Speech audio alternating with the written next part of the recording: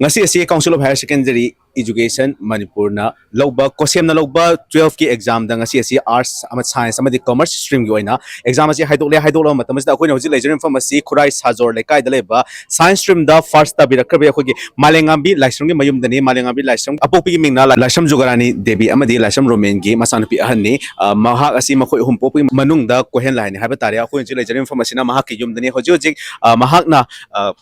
first position tarak pasida Manipur pumbagi oina first position tarak pasida mangonda kari fawi amadi kari karamna exam asi preparation tawi amadi thokliba sahi amagi mamangdagi tholakhiba mi humdagi tholakliba thokliba kanglop ani gi irang asina larik pa matamda mangonda kari khudong chadaba thengnai amadi irang asina mangonda kayamu yamna khudong chadaba thengnai amadi hojik se mamang sahi dagi horoliba irang asina school college amadi tuition na singba kya amorom so hojik tawba yada dana matam khara de khoi mangure haba tare asi mayam asigi khudong chadaba sing asi mangonda kayamu yamna effect tawi amadi mahakki tungi punsida kari oiningli kari pamli amadi lakadoriba punsi singda mahakna lebak khunai asigi damakta kari tawba pamli amadi loina na mahakki mapa haiba tare mahakki mapa asi amadi mama asi simini haiba tare makoi singna asina sinmi amoina masa sing asibo asi yongna Manipur pumbagi fast tarak pasida mama pana lauram laukiba thodang kaya atubo ngasi asi akoi ELITETV na fast tabira khirbi Malemnganbi Laishram ga unabagi tanja adu puna logina semi am puna meeting tamina se puna pase pingai degi do mayamna lai hai na har la engon da am expect sam to bibu da mina to engon ai gi site gi di hotna basi khara wal ki class 10 hau boda aina khara haina hotna ma ga di yamna hena marks se phanga da bane position do yaw ngam da bane khanjab adu 11 12 tagi dum kanna dum hotna re do topper doe school su tha khara cha hold ba di coaching su chat pa phang hold ba da na engonda ai engonda syllabus na horoi tra cover to bana horoi tra de exam ta tha ga da tha roi tra to ba engonda yamda wakhal me amno engonda yam power na disturbance di engonda di kya lai tra disturbance to dugum ba engonda worry lai ba da ai pung dikhai de adwa aina paning ma matamda pa ba aduga paning da gadi sumpa ba pabi de ai goina de aduga hangra gadi like se hangkop hawata ho ngame aduga ai gi oina di revise to bose si matam se yam tv ba ingonda bi pizza ba do school gumba halak pa gumba de coaching gumba halak pa kanda dum revise to ho bose si sina mathang par pa kanda ingonda matam yam chang da ba de exam se hayeng hangchit ni har kanda su adum phalang revision tar kan engonda aduna atop bahena pa ho bagi su matam laiba aduga dai pa bra su engonda stress leita ba coaching se chatle coaching ma chatle focus tutorial khabam khai de subjects physics chemistry maths bio mari se ai na yam nuai give se physics ka bio ga adu bio na di hena nuai engonda bio se ai yam nuai na pa jar textbook se aina pab se kai da kai yaw gi khangau pare ba maina yamna pam sa bio se pab sam nuai ba aduga aina nuai gi dab se maths se fourth subject or 91 papa gi ming na Roman Laishram papa jo hooker ni aduga mana Laishram ju kar ni baby mana hotel fast food hotel farm ichinaw sa hum aina han aduga inaw pm ka ipan pa inaw pi na class 10 aduga ipan pa na class KC nursery dagi na class 2 fauna ke Sanatumbi Vidyalaya da aduga 3 dagi 10 fauna time towards unique school 11 12 na commerce school changang I say medical line da rin chang khale doctor oining ya doctor say from childhood adum akoi mayam na dum I say especially ko bachang na doctor or di sa ni nga dum hai ba doctor say dum adagi hang na dum doctor say dum oining gi doctor say am pam ko dum expectation say position lep ni adu di dum khang ne position di yaw ni dum khang ne because my first kum tar kan ni di expect to de hosi dum smaina thaja da bu dum hosi thaja de ba sa se to aina marks ki dang nuai ta ba se bio se aina pam za bio se aina 100 phang ba sam phangning ba to 100 phang au de 99 phang nuai te pau se ai kan live yeng ibane moi live thar ko live se tha yeng ngai sa koi coaching gi sir Rosan na call tor e Malemnganbi na first star e tor ga pawe maina pau se khang e duka first star e ha pau se ta ba ham rai thaja de duka mayamna khoi ni ni hoi ade de atopo sa ka so ngun suma thong ko to sale ai se tar ma le khale duka harau yang harau financial problem didi ngonda dugma problem dim ta lai hande ba ma aina si pa me si lai bio didi ai lai ki si ma aina am hai bu kuding adum lai pi am hai de ho ngonda ke ta financial problem di ngonda ke ta lai hande to ka mayam na chana ba tuition se aina coaching cha pai maram se am dong thin to adu du ngam ta ki pa hai ngam ta ki coaching sa cha bane to ka mayam di am coaching tuition se pra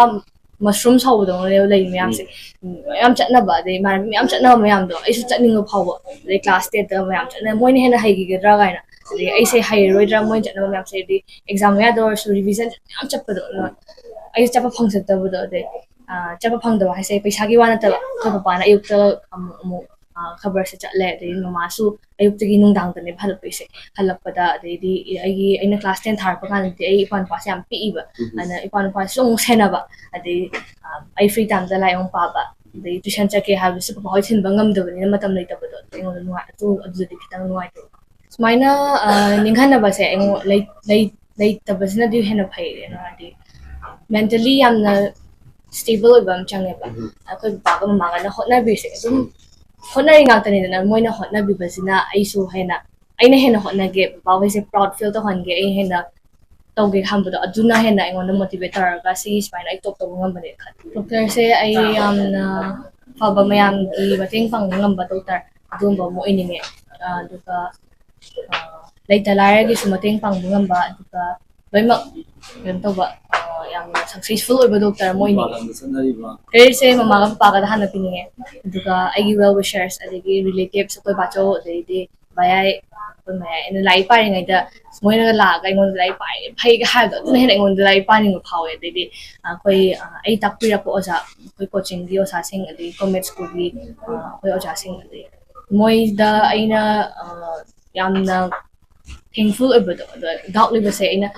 exam dai fa da moi da dum ayuk to ko tar ga hangi question se moi dum ngon mateng bang bi do moi ngon asa tham ba se asa sina so ngon da hena motivate to bi ba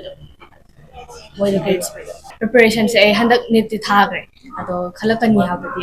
ai khan de ba khalakani se ai wajana prepare ta ho da ba so yeng thoke na tha gi ba ne do mathang da di ai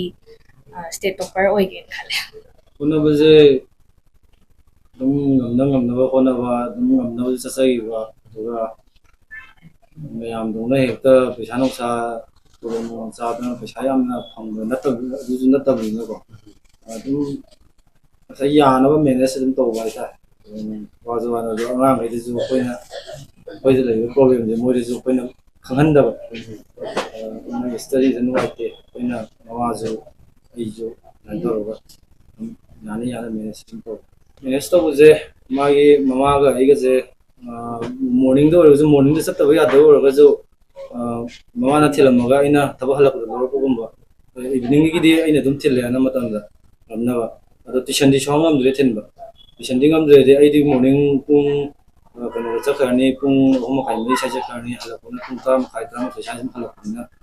adu mo de shongam de tuition de na coaching moi cha han ba coaching cha pa ji jo coaching chat pada di problem nei tra aduga tuition chat pada di sagi tuition di am thining bai jo dong engon ngam da adugi problem di am mai to adugi phaw du gi wakhan di thoina moida koina force to ji ai koi ju adu wakhan di jete leiti hai je mana pam ko to ma ngam no khona jagi jino na koi ju adu da dum inbi wa koina adu khanjai tai da koina si pa me moida am tham lei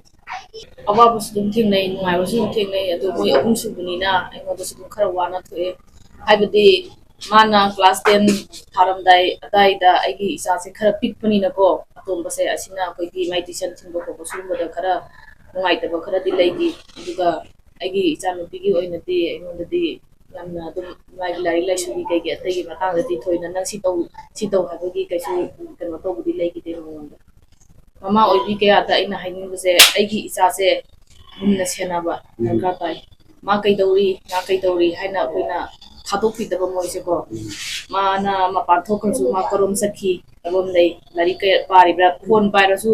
karma mong da pai su ba yen naina section na sena bi ba moi de angang ne wakhal je ka no to bungam dri ba ne aduna moi je kuina yam sena ba ma dar ka tai haina asu bi tha ngai ba fawe chanu pina call tore mama ina pastare na ꯅꯨꯡꯉꯥꯏꯗꯅ ꯑꯩꯁꯨ ꯍꯣꯇꯦꯜꯗꯒꯤ ꯁꯤ ꯌꯨꯝꯗ ꯂꯥꯛꯏ ꯅꯨꯡꯉꯥꯏꯕꯩ ꯋꯥꯗꯤ ꯌꯥꯝ ꯅꯨꯡꯉꯥꯏꯗ ꯑꯩꯈꯣꯏꯅ ꯍꯧꯖꯤꯛ ꯃꯥꯂꯦꯝꯉꯥꯟꯕꯤ ꯂꯥꯏꯁ꯭ꯔꯝꯒ ꯑꯈꯟꯅꯅ ꯎꯅꯖꯔꯨꯕꯒꯤ ꯇꯥꯟꯖꯥ ꯑꯗꯨ ꯂꯧꯔꯕ ꯃꯇꯨꯡꯗ ꯃꯍꯥꯛꯅ ꯐꯣꯡꯗꯣꯛꯄꯤꯔꯤꯕ ꯑꯁꯤ ꯃꯍꯥꯛꯀꯤ ꯇꯨꯡꯒꯤ ꯄꯨꯟꯁꯤꯗ ꯗꯣꯛꯇꯔ ꯑꯃ ꯑꯣꯏꯗꯨꯅ ꯃꯅꯤꯄꯨꯔꯒꯤ ꯂꯩꯇ ꯂꯥꯏꯔꯁꯤꯡ ꯍꯥꯏꯕ ꯇꯥꯔꯦ ꯃꯈꯣꯏꯁꯤꯡ ꯑꯁꯤꯗ ꯍꯦꯟꯅ ꯈꯨꯗꯣꯡꯆꯥꯅꯕꯒꯤꯗꯃꯛꯇ ꯗꯣꯛꯇꯔ ꯑꯃ ꯑꯣꯏꯅ ꯃꯤꯌꯥꯝ ꯄꯨꯝꯕꯒꯤ ꯑꯄꯨꯟꯕꯒꯤ ꯑꯣꯏꯅ ꯁꯦꯕꯥ ꯇꯧꯅꯤ ꯍꯥꯏꯕꯗꯨꯅꯤ ꯐꯣꯡꯗꯣꯛꯄꯤꯔꯤꯁꯤ ꯑꯗꯨꯒ ꯅꯥꯀꯜ ꯑꯃꯔꯣꯝꯗ ꯊꯣꯛꯂꯤꯕ ꯏꯔꯥꯡ ꯑꯁꯤꯅ ꯃꯉꯣꯟꯗ ꯁ꯭ꯀꯨꯜ ꯀꯥꯕ ꯐꯪꯗꯕ ꯑꯃꯗꯤ ꯀꯣꯆꯤꯡ ꯆꯠꯄ ꯐꯪꯗꯕ ꯀꯌꯥ ꯑꯁꯤꯅ ꯃꯉꯣꯟꯗ ꯆꯔꯥꯡꯅꯕ ꯑꯃꯗꯤ ꯂꯥꯏꯔꯤꯛ ꯄꯥꯕ ꯃꯇꯝꯗ ꯃꯉꯣꯟꯗ ꯆꯔꯥꯡꯅꯕꯗꯤ ꯑꯗꯨꯃꯛ ꯊꯣꯛꯇꯕꯗꯤ ꯅꯠꯇꯦ ꯑꯗꯨꯕꯨ ꯃꯍꯥꯛ ꯑꯁꯤ ꯑꯗꯨꯒꯤ ꯅꯨꯡꯉꯥꯏꯇꯕ ꯃꯌꯥꯝ ꯍꯥꯏꯕ ꯇꯥꯔꯦ ꯃꯉꯣꯟꯗ ꯈꯨꯗꯣꯡꯆꯥꯗꯕ ꯊꯦꯡꯅꯔꯤꯕ ꯃꯌꯥꯝ ꯑꯗꯨꯕꯨ ꯃꯍꯥꯛꯅ ꯅꯥꯊꯩꯗꯨꯅ ꯃꯍꯥꯛꯀꯤ ꯇꯧꯐꯝ ꯊꯣꯛꯄ ꯃꯍꯥꯛꯀꯤ ꯃꯊꯧ ꯂꯥꯏꯔꯤꯛ ꯄꯥꯕ ꯍꯥꯏꯕ ꯇꯥꯔꯦ ꯃꯁꯤꯗꯩꯁꯤꯗ ꯑꯩꯈꯣꯏꯒꯤ ꯃꯅꯤꯄꯨꯔ ꯃꯤꯌꯥꯝꯒꯤ ꯑꯣꯏꯅ ꯂꯩꯔꯤꯕ ꯂꯝꯗꯝ ꯑꯁꯤꯒꯤ ꯍꯟꯗꯛ ꯀ꯭ꯂꯥꯁ 12ꯀꯤ ꯑꯦꯛꯖꯥꯝ ꯀꯣꯏꯁꯟ ꯂꯧꯔꯤꯕ ꯑꯦꯛꯖꯥꯝ ꯑꯁꯤꯗ ꯃꯍꯥꯛ ꯑꯁꯤ ꯑꯁꯨꯝꯅ ꯈꯨꯗꯣꯡꯆꯥꯗꯕ ꯃꯌꯥꯝ ꯑꯗꯨꯕꯨ ꯅꯥꯊꯩꯗꯨꯅ ꯂꯥꯏꯔꯤꯛ ꯀꯟꯅ ꯄꯥꯔꯛꯂꯕ ꯃꯇꯨꯡꯗ ꯉꯁꯤ ꯑꯁꯤ ꯃꯍꯥꯛ ꯃꯤꯌꯥꯝꯗꯒꯤ ꯃꯤꯀꯣꯛ ꯊꯣꯡꯕ ꯉꯝꯂꯤꯕꯅꯤ ꯍꯥꯏꯕꯗꯨꯅꯤ ꯐꯣꯡꯗꯣꯛꯄꯤꯔꯤꯁꯤ ꯑꯗꯨꯕꯨ ꯅꯥꯀꯜ ꯑꯃꯔꯣꯝꯗ ꯃꯍꯥꯛꯅ ꯐꯣꯡꯗꯣꯔꯛꯄꯒꯤ ꯃꯇꯨꯡ ꯏꯟꯅ ꯃꯍꯥꯛ ꯑꯁꯤ ꯑꯁꯨꯝꯅ ꯐꯥꯁ ꯇꯥꯔꯛꯀꯅꯤ ꯍꯥꯏꯕꯗꯤ ꯅꯤꯡꯂꯨꯗꯦ ꯑꯗꯨꯕꯨ ꯃꯍꯥꯛ ꯁ꯭ꯇꯦꯠꯀꯤ ꯃꯦꯔꯤꯠ ꯂꯤꯁꯇ ꯌꯥꯎꯔꯛꯀꯅꯤ ꯍꯥꯏꯕꯗꯤ ꯃꯍꯥꯛ ꯃꯁꯥꯅ ꯈꯪꯖꯩ ꯑꯗꯨꯕꯨ ꯐꯥꯁ ꯇꯥꯔꯛꯄ ꯑꯁꯤꯗ ꯃꯍꯥꯛꯀꯤ ꯊꯃꯣꯏꯗ ꯑꯗꯨꯛꯀꯤ ꯃꯇꯤꯛ ꯍꯔꯥꯎꯕ ꯑꯃꯗꯤ ꯉꯛꯄꯁꯨ ꯐꯥꯎꯖꯈꯤ ꯑꯃꯔꯣꯝꯗ ꯃꯃꯥ ꯑꯄꯣꯛꯄ ꯑꯃꯗꯤ ꯑꯄꯣꯛꯄꯤꯅ ꯐꯣꯡꯗꯣꯔꯛꯄꯒꯤ ꯃꯇꯨꯡ ꯏꯟꯅ ꯃꯈꯣꯏꯅ ꯊꯦꯡꯅꯔꯤꯕ ꯑꯋꯥ ꯅꯨꯡꯉꯥꯏ ꯑꯃꯗꯤ ꯃꯆꯥ ꯑꯁꯤ ꯑꯁꯨꯝ ꯌꯧꯅ ꯁꯤꯟꯃꯤ ꯑꯃ ꯑꯣꯏꯅ ꯃꯆꯥ ꯑꯁꯤ ꯑꯁꯨꯛꯀꯤ ꯃꯇꯤꯛ ꯌꯥꯝꯅ ꯋꯥꯅ ꯍꯣꯠꯅꯔꯕ ꯃꯇꯨꯡꯗ ꯑꯁꯨꯝꯅ ꯐꯥꯁ ꯇꯥꯔꯛꯄ ꯑꯁꯤꯗ ꯍꯥꯏꯅꯤꯡꯉꯥꯏ ꯂꯩꯇꯅ ꯃꯤꯠꯂꯨꯗ ꯅꯣꯛꯄꯒꯤ ꯍꯔꯥꯎꯕꯒꯤ ꯃꯤꯠꯂꯨꯒꯤ ꯄꯤꯔꯥꯡꯒ ꯁꯤꯟꯊꯅ ꯃꯃꯥ ꯑꯃꯗꯤ ꯑꯄꯣꯛꯄꯤꯅ ꯄꯥꯎꯗꯝꯂꯛꯂꯤ ꯍꯤꯔꯝ ꯑꯁꯤꯒꯤ ꯃꯇꯥꯡꯗ ꯚꯤꯗꯤꯑꯣ ꯖꯔꯅꯦꯂꯤꯁ ꯍꯦꯟꯊꯣꯏ ꯕꯂꯣꯏꯇꯣꯡ ꯃꯪꯂꯣꯏꯅ ꯄꯥꯎꯗꯝꯖꯕ ꯔꯤꯁꯤꯀꯦꯁ ꯅꯥꯎꯔꯦꯝ ꯏꯂꯤꯠ ꯅ꯭ꯌꯨꯁ ꯈꯨꯔꯥꯏ